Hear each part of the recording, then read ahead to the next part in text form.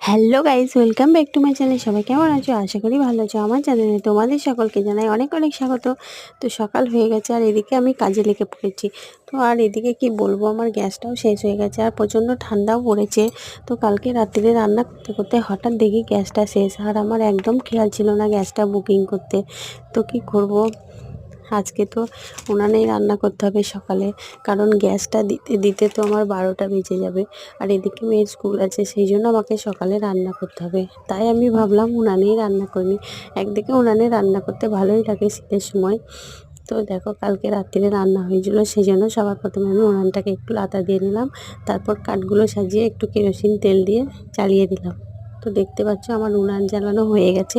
এবারে আমি ভাতের জলটা বসিয়ে দেব, তারপর সমস্ত কাজ সেরে নেব, তারপরে বাকি রান্নাগুলো করে নেব। তো আমার ভিডিওটি ভালো লাগলে লাইক কমেন্ট শেয়ার করে দিও। দেখা হচ্ছে পরের ভিডিওয়। আজকের মতো এখানেই, টাটা।